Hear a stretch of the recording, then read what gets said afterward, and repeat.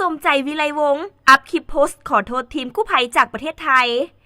กลายเป็นกระแสวิพากษ์วิจารณ์ในสังคมออนไลน์กรณีผู้ใช้เฟซบุ๊กสื่อสมใจวิไลวงศ์ได้ไปคอมเมนต์และใช้คำบ่สุภาพต่อทีมกู้ภัยจากประเทศไทยที่มาช่วยเหลือประชาชน7 คนที่ติดอยู่ในถ้ำในมื้อที่ผ่านมาจนกลายเป็นกระแสอยู่ในสังคมออนไลน์ต่อพฤติกรรมที่บ่เหมาะสมดังกล่าวล่าสุดวันที่26 พฤษภาคม 2026 Facebook สมใจวิไลวงศ์ได้อัพคลิปและโพสต์ขอโทษทีมกู้ภัยจากประเทศไทยที่มาช่วยค้นหาคนติดอยู่ในถ้ำอยู่บ้านพันไซเมืองลองแจ้งแขวงเซสมบูรณ์ว่าสบายดีข้าพเจ้าสมใจวิไลวงศ์ห้องในบ้านได้มาขอโทษต่อเหตุการณ์ที่เกิดขึ้นที่ข้าพเจ้าได้คอมเมนต์แนวเสียหายลงไป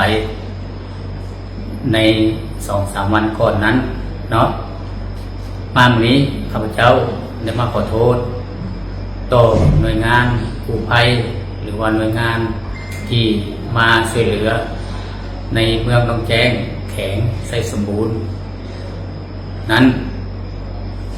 ข้าพเจ้าในนามผู้ที่คอมเมนต์ลงไปได้มาขอโทษอย่าง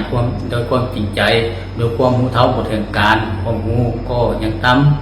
ำข้าพเจ้าขอโทษต่อเหตุการณ์ที่เกิดขึ้นจะขอนำเอาบทเรียนที่พ่อแม่ประชาชนและหน่วยงานเกี่ยวข้องนั้นตำหนิติชมมาเพื่อปรับปรุงเปลี่ยนแปลงและแก้ไขจะบอกคอมเมนต์ในทางที่เสียให้หายต่อหน่วยงานดังกล่าวอีกและจะขอสนับสนุนต่อหน่วยงานกู้ภัยของต่างประเทศที่เข้ามาช่วยเหลือผู้ประสบภัยอย่างจริงใจ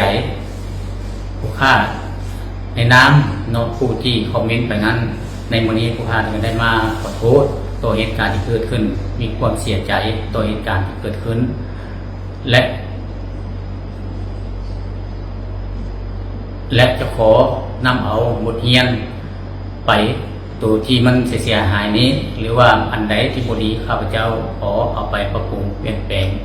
และแก้ไขให้มันดีขึ้นกว่าเก่าขอขอบใจ